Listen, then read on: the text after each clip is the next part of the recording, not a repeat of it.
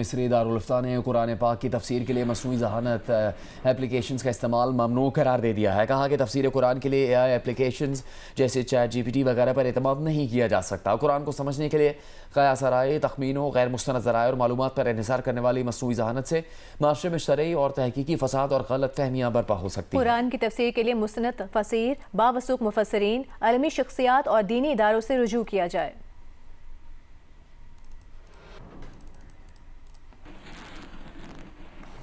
بلوچستان میں محکمہ مذہبی امور ختم کر کے 4 ارب روپے بے نظیر انکم سپورٹ پروگرام کو دے دیے گئے. محکمہ مذہبی امور کی تقریباً 450 اسامیاں ختم ہو گئی. محکمے کی جائیدادیں، گاڑیاں، دفاتر اور فرنیچر بورڈ آف ریونیو کو منتقل کیے جائیں گے. بلوچستان میں محکمہ مذہبی امور ختم ہو گیا ہے. 4 ارب روپے بے نظیر انکم سپورٹ پروگرام کو منتقل کر دیے گئے ہیں. وزیر اعظم شہباز شریف نے آئی ایم ایف سے اگلے مذاکرات میں رعایتیں مانگنے کا فیصلہ کیا ہے. مذاکرات اگلے ماہ ہوں گے جن میں ٹیکس وصولیوں کے علاوہ صنعتی شعبے اور توانائی کے نرخوں میں رعایتیں مانگنے کا فیصلہ کیا گیا ہے. اسلام آباد سے اشرف ملکم کی رپورٹ کے مطابق حکومت آئی ایم ایف مذاکرات میں ترجیحات کا اثر نو تعین کیا جائے گا.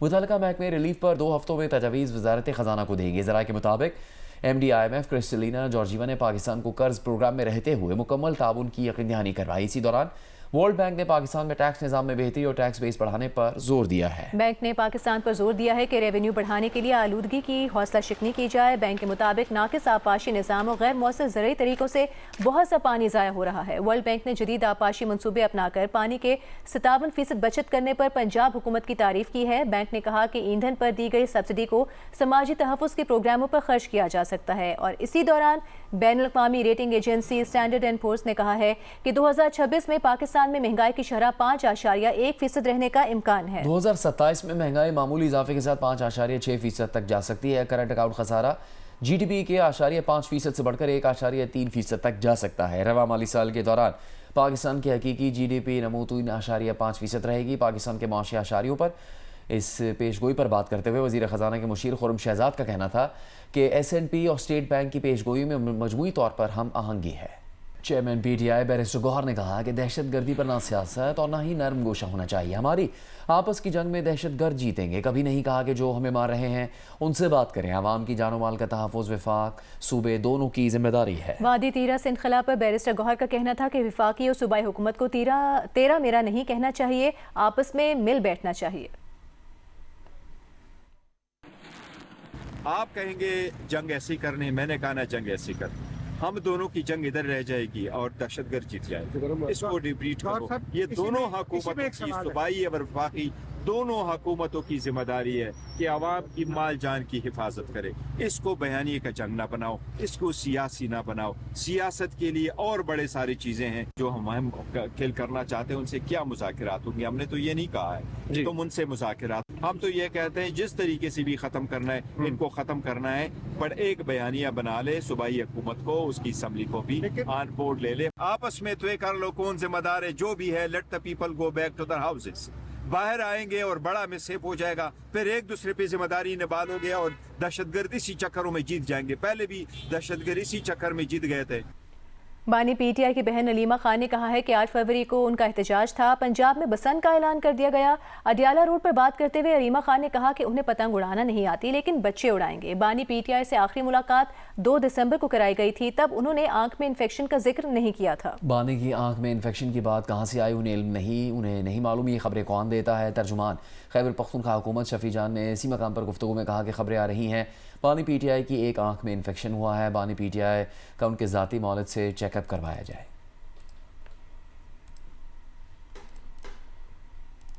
پشاور ہائی کورٹ نے الیکشن کمیشن کو وزیر اعلیٰ خیبر پختونخوا سہیل آفریدی کے خلاف کارروائی سے روک دیا ہے. الیکشن کمیشن نے وزیر اعلیٰ کو طلبی کا نوٹس بھجوایا ہوا ہے.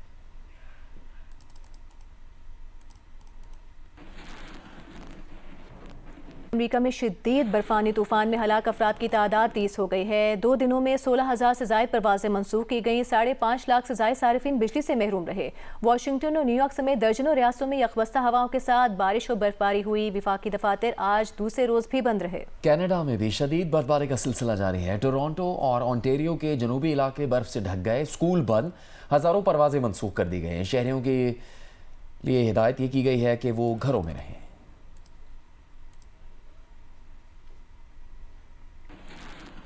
گلگت بلتستان، خیبر پختونخوا، بلوچستان اور آزاد کشمیر میں کہیں بارش اور کہیں برفباری کا سلسلہ وقفے وقفے سے جاری ہے۔ دیامر اور استور میں 10 فٹ تک برف پڑ چکی ہے۔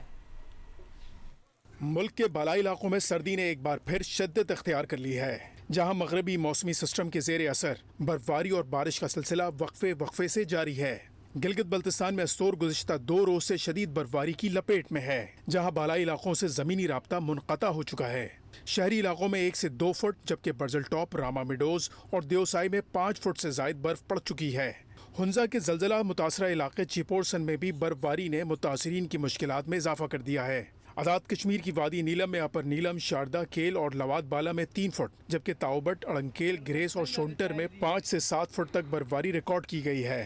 مرکزی شاہراہ نیلم کئی مقامات پر برفانی تودوں اور لینڈ سلائیڈنگ کے باعث بند ہے۔ انتظامیہ نے مسافروں کو رات کے وقت سفر سے گریز کی ہدایت کی ہے۔ ادھر بلوچستان کے شمالی اضلاع چمن، قلعہ عبداللہ، پشین اور زیارت میں تیسرے روز بھی بارش اور برفباری جاری ہے۔ توبہ، چکزئی اور کوجک ٹاپ پر شدید برفباری سے قومی شاہراہ N25 پر ٹریفک متاثر ہوئی، جہاں سیکیورٹی فورسز اور NHA کے اہلکار امدادی سرگرمیوں میں مصروف ہیں۔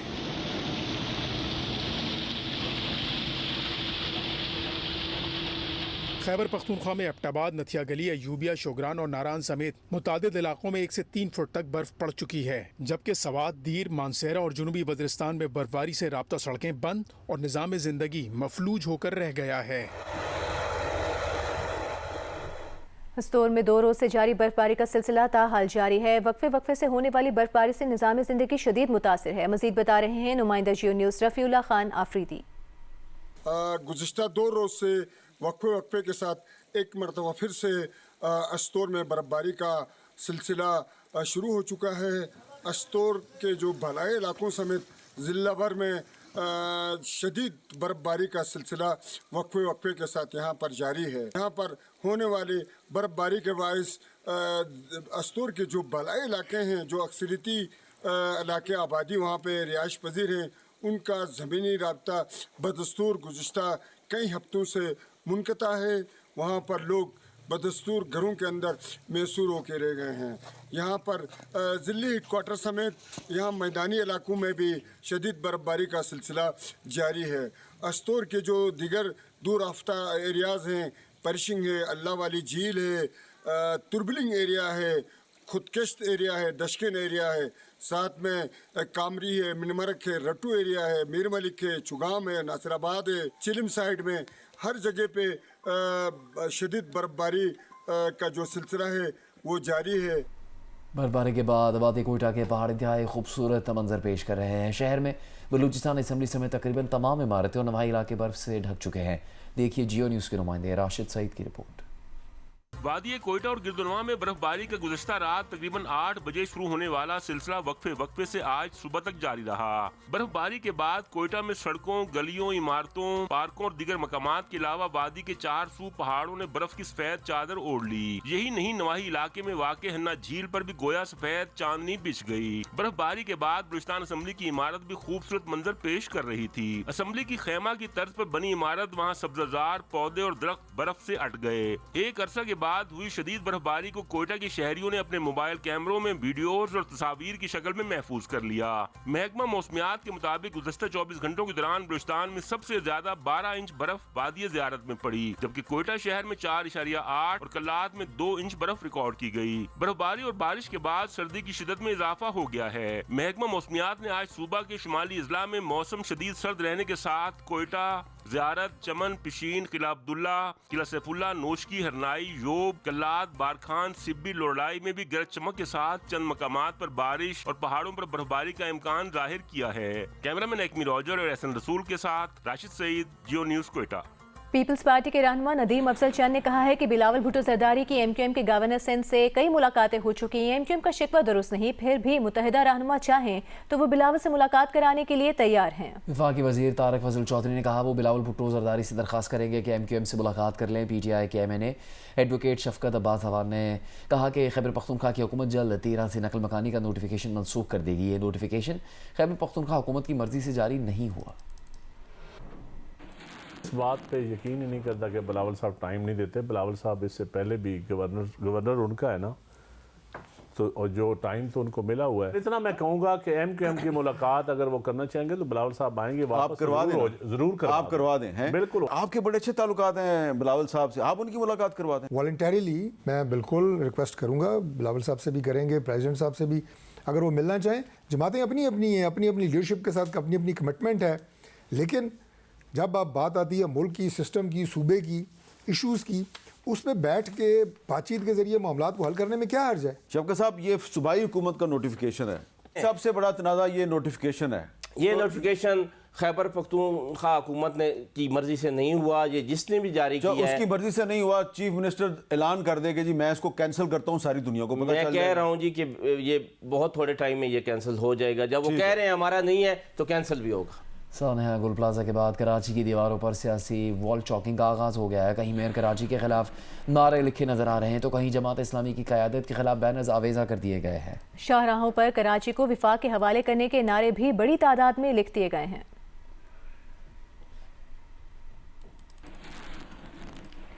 کراچی میں راشد منہاس روڈ پر کار سوار شخص نے خود کو مرحوم آغا سراج درانی کا بھانجا ظاہر کر کے لفٹ ڈرائیور پر پستول نکال لی, جان سے مارنے کی دھمکیاں دی. لفٹ ڈرائیور علی رضا کے مطابق ملزم نے اپنا نام خوشحال درانی بتایا. واقعے کی ویڈیو سامنے آ گئی.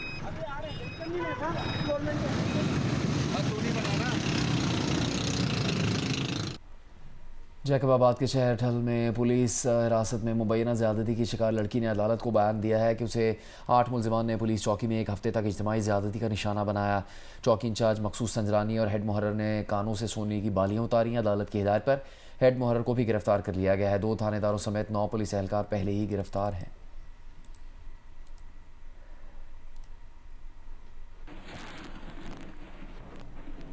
غزر میں دریائے یاسین کے کنارے سرما اسپورٹس فیسٹیول منعقد ہوا, جس میں آئس گراؤنڈ پر آئس ہاکی اور رگبی کے دلچسپ مقابلے ہوئے.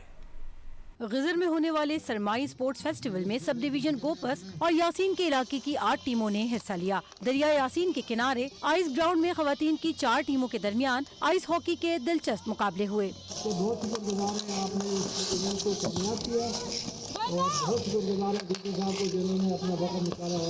شدید سردی میں مقامی لباس زیب تن کی کھلاڑیوں کے درمیان رگبی کے مقابلے بھی ہوئے.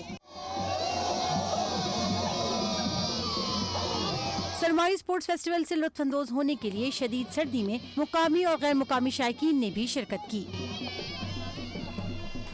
بنگلہ دیش نے چٹاگانگ میں انڈین اکنامک زون کا پروجیکٹ ختم کر دیا. بنگلہ اکنامک زون اتھارٹی کے سربراہ چودھری عاشق محمود نے کہا کہ اب انڈین اکنامک زون کی جگہ پر دفاعی صنعتی پارک بنایا جائے گا.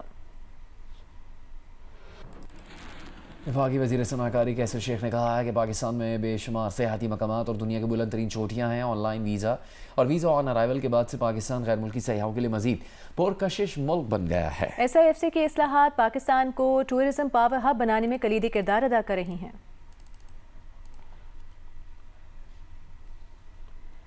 جاپان اور جنوبی کوریا نے شمالی کوریا پر بیلسٹک میزائل کا تجربہ کرنے کا الزام لگایا ہے. کہا ہے کہ شمالی کوریا نے آج کم از کم 2 بیلسٹک میزائل بحیرہ جاپان کی جانب داغے ہیں.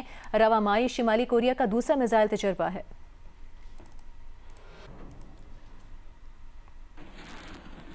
افغان طالبان نے تعزیراتی ضابطہ افغان عوام اور عالمی برادری مسترد کر دیا ہے اور اس قانون کو انسانی حقوق اور شہری آزادیوں کو دبانے کا سرکاری جواز فراہم کرنے کا ہتھ کنڈا قرار دیا ہے. اقوام متحدہ میں انسانی حقوق کے نمائندے رچرڈ بینٹ نے نئے افغان قانون کے سنگین نتائج سے خبردار کیا. خود افغان قومی سلامتی کے سابق سربراہ رحمت اللہ نبیل نے اسے مذہب کے سیاسی استعمال اور سخت گیر نظریے کا عکاس قرار دیا ہے. آسٹریا میں افغان سفیر منیزہ کا کہنا ہے کہ طالبان کا تعزیرات ضابطہ انصاف نہیں بلکہ آمرانہ سماجی کنٹرول کا ذریعہ ہے. متعدد افغان شہری سوشل میڈیا پر طالبان کے ظالمانہ قانون کو بے نقاب کر رہے ہیں.